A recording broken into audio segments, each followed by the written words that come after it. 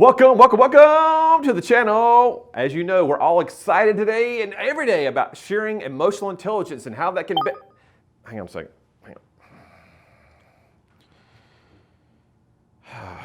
You gotta be freaking kidding me. Sweetheart, did you buy another purse? Yes, I did. And I put it next to your bobblehead doll, those fishing poles that you just bought last week. So how are we paying for this purse? Not my stuff is in the budget, under entertainment. Yeah, so is mine. It's in the clothes category. Are you freaking serious? How is a purse clothes? I mean, do you wear a purse? I mean, is it covering your body? Ugh. This is an example of one of the most common reasons why couples fight. Money, y'all. Making it rain. Some of y'all like to make it rain. Some of y'all like to make money. Some people like to spend money. Today, we're going to find out which styles are which and how you can avoid some of this nasty conflict.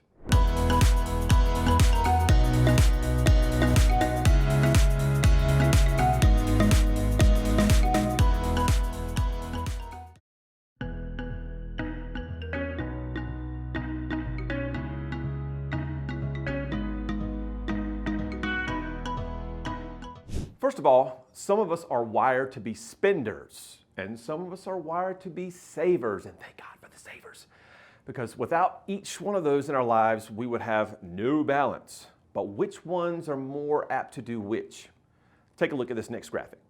Outgoing folks and reserved folks. So when I talk about this outgoing personality style, these folks are fast-paced, involved, energetic, optimistic, positive, enthusiastic. Woo! Take the leg by the tail, just sling it around and throw it somewhere. When conflict comes along, however, though, they focus on talking things out.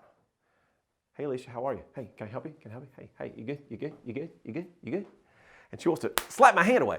And so if she's more a reserved person, she's going to be a little bit slower paced. Now, that doesn't mean she works slowly. That means just she's slow to act or get engaged because she wants to think things through before she speaks. So they're cautious folks, they're concerned, they're reluctant, critical thinkers, and always discerning. And when conflict comes along for them, they focus on thinking things through. Should I? Nope. But don't have all the facts yet. And that's their mentality. All right, so where are you on that scale of outgoing versus reserved? If you're outgoing, kind of remember that I'm towards the top of the screen. If you're reserved, you're more towards the bottom of the screen. We're going to divide you into people person or if you're more of a task-oriented person. People-oriented folks are all about caring and sharing and relationships and emotions and feelings and friendships. They focus on the opinions of others and how they feel. So we tend to be pretty emotional, and I am very much a people-oriented person. I'm an emotional guy. I cried during the movie Frozen. Nobody does that, but I did because my daughter was there, and she's gonna have a boyfriend one day and get married. And she said, "Pull it together, Dad." Anyway, because she's more of a task-oriented person. She's all about procedure and function and forms and programs and processes and analytics. She focuses on getting things done at the end of the day. So now you're finding yourself on the top of the screen or the bottom of the screen, and you're on the left side or right side. So let's define a little bit about what each one of these quadrants mean. So we've got these outgoing, task-oriented people. We're going to call you high Ds or dominant styles. Never met a challenge you couldn't face, love to be in charge, take charge mentality.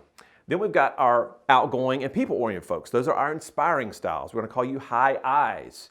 Just love influencing others, oozing charisma all the time, just like to be in and around people. You're all about having fun. And then we have our supportive styles. Those are our reserved and people-oriented. Kind folks, make super friends. They're great listeners, give you the shirt off their back. They're just wonderful people and the glue of any organization. And then we have our high Cs, which are our reserved and task-oriented people. These folks are analytical. They are, think about accountants, lawyers, doctors, those kind of people who are just high-level thinkers. These people are the E.F. Hutton of the disc world. If you remember the old commercial, when E.F. Hutton talks, people listen. That's right, people listen. So C's don't really say a whole lot most times, but when they do, they've really thought through what they have to say, and it's usually like, pretty epic in terms of the results of that. Now, we're all a unique blend of these four traits. So we all have a little bit of D, a little bit of I, a little bit of S, and a little bit of C, some in more categories than others. I'm an IS. My I is really, really high, my S is really high, and then everything else kind of falls towards the bottom of the scale. So money fights are an issue. Let's start with budgets.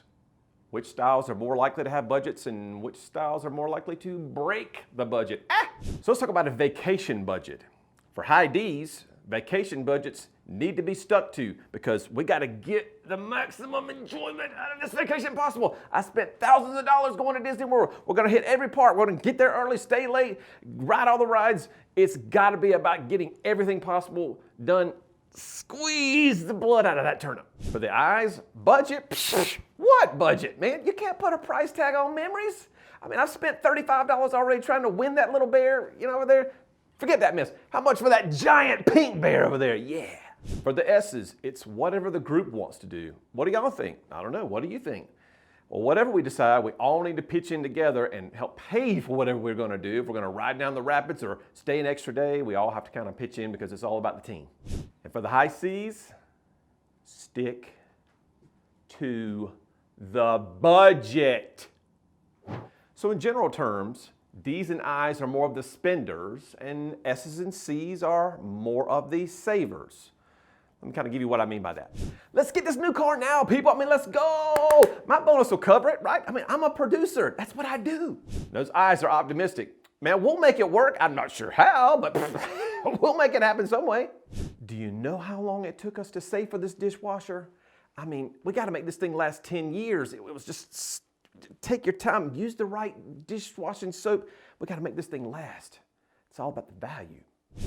I have calculated that if we buy this 2010 car with cash, we can save on payments over the course of the next 8 years and will be $4,500 reduction in payments and interest. So let's go with the 2007 instead, which we can actually save $8,500. So that's spending and saving and budgeting, but what about investing? So let's say you inherited $10,000 from a family member. That's a nice sum of money. How would each style approach that? $10,000, man, we need to make that thing $100,000. We can do it in 5 years. I got investments over here on the side. We can do a little hustling, pork belly futures. I'm on it. Yeah, we can probably make that thing grow, but we got to make it diverse. I like to dabble in this and dabble a little bit in that. I get bored if all my investments are the same over the long haul. We need to keep this money safe. This $10,000 is a lot of money, and Grandma wanted us to do something positive with it, but we got to make sure that we don't do anything strange or dumb or crazy, because if we do, we might lose it. And think about her legacy. Gosh, that would destroy me. We can use analytics and Morningstar and Yahoo Financials and any other tool we can to make sure we're doing the right thing with this money, because the future is so uncertain. We don't know what's going to happen, but if we can project things out and use good tools, they'll be able to take this money and grow it slowly and steadily over time. D's and I's are more of a risk taker. S's and C's are more conservative and more risk averse. So if your partner or you're married or your spouse or girlfriend or whatever, and you guys are having conversations about money, we have to think about, are you a spender or a saver? Are you going to be protecting our money? Or are you just going to be ready to get rid of it as fast as it lands in your pocket? Without the conversation about this, though, you're going to have the same mentality that everyone else does, which is, why don't you think like I do? And that's where the self-awareness piece comes in. For those of you who are new to budgeting, I highly recommend Dave Ramsey's Financial Peace University. I don't sell it. I'm not an affiliate. I've just used it before. My wife and I have had a lot of success with that over the years in terms of budgeting for us. Budget was a bad word for me as a high I, and trying to come up with a way that we didn't bounce checks when we were really young, back in our 20s, was a struggle for us. But Dave's plan kind of put us on the road to success, and he has what he calls an envelope system. And in that envelope system, you take your money, everything in your budget is written out. How much you're going to spend out of each check goes to food or to gas or to car payments or insurance or whatever, house payment, rental, whatever you're doing. And by having that, you know where every cent is going. And so you can plan for that. And he even builds in a way that you can put things into the budget, what he calls an emergency fund. And creating that emergency fund helps you when you get a flat tire, or you've got to go to the doctor and it's an extra $200 that you didn't expect in your budget. So those things can allow you to forego and avoid some of these crazy potholes that happen when you're in relationships where you haven't discussed money before. It will save your marriage. It certainly saved mine. That's the 30,000-foot view. Of course, without taking an assessment, you won't really know where you are on the spectrum, because again, we're all a unique blend of these 4 traits. So how do I find that out? We'll take an assessment.